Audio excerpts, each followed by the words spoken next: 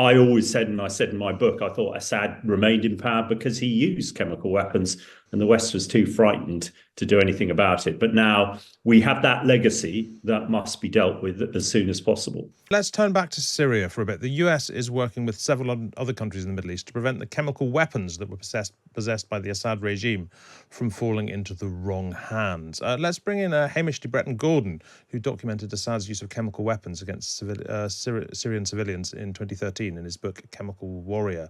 Hamish, hello, good morning.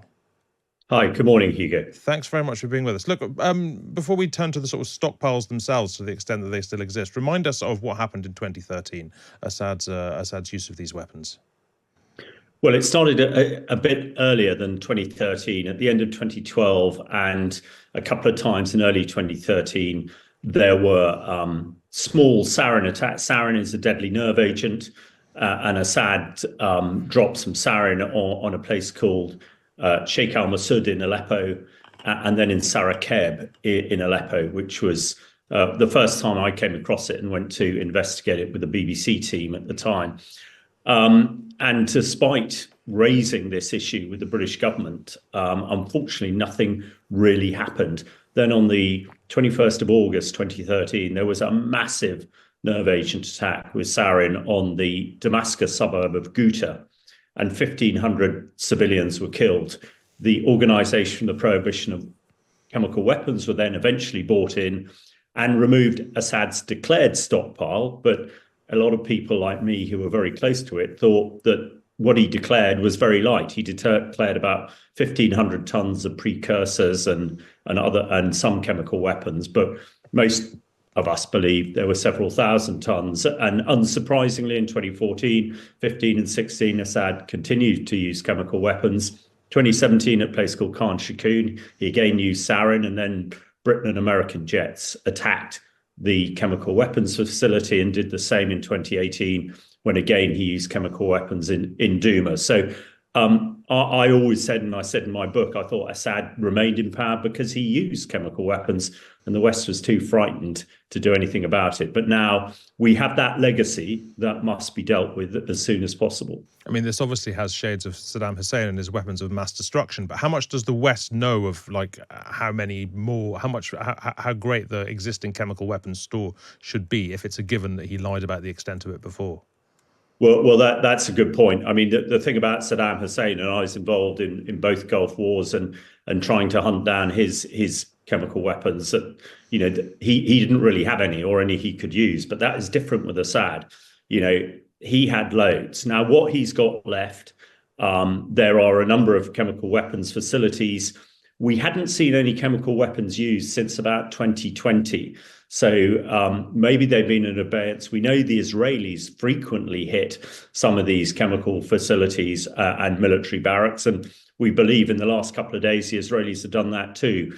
I think one has to assume there's still, maybe a couple of hundred tons of nerve agent like sarin, and certainly the precursors around, enough to be a real concern, and enough to make sure the international community, hopefully led by the Organisation of Chemical Weapons, will secure them and destroy them as soon as possible, because they have no good purpose, and like all chemical weapons, should be destroyed across the world. What are the potential consequences of them falling into the wrong hands? Is it merely that it now leads to another group being heavily and frighteningly armed, or is there potential of them sort of spreading across the world and perhaps being used in terrorist attacks, for example?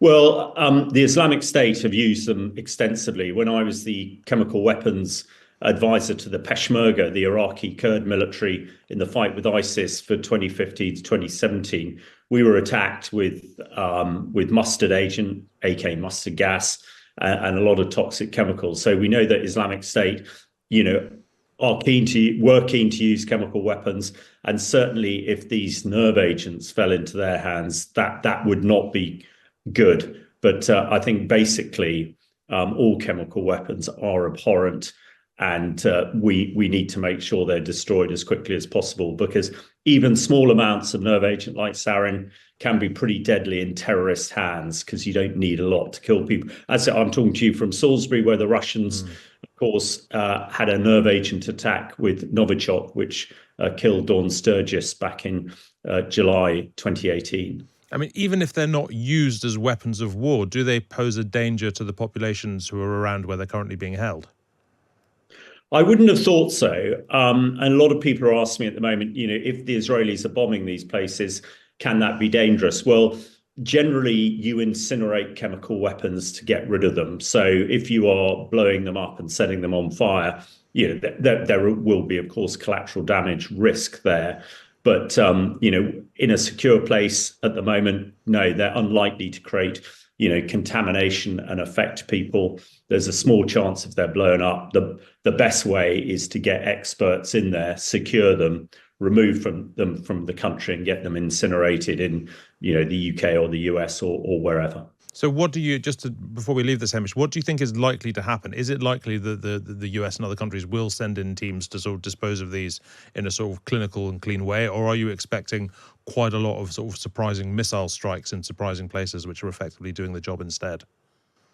Well, I think that is what your latter point, that's what the Israelis seem to be doing. But what should really happen is the United Nations needs to task its organization, the Organization of the Prohibition of Chemical Weapons, who are based in The Hague. They have a lot of experts. This is what they do. They go into places like Syria and Iraq or wherever there are chemical weapons, and they remove them. They either destroy them in place or they remove them. So that is what the UN should be, burning the midnight oil on at the moment to get done and have teams ready to go in. I mean, I understand some of the rebels in southern Syria have already asked for the OPCW to come in and do it.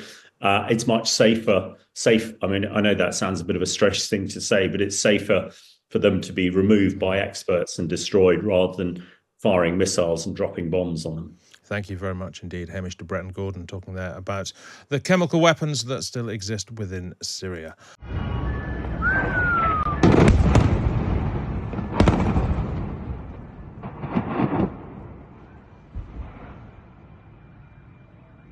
يا لطيف يا لطيف يا رب تسترنا يا رب تسترنا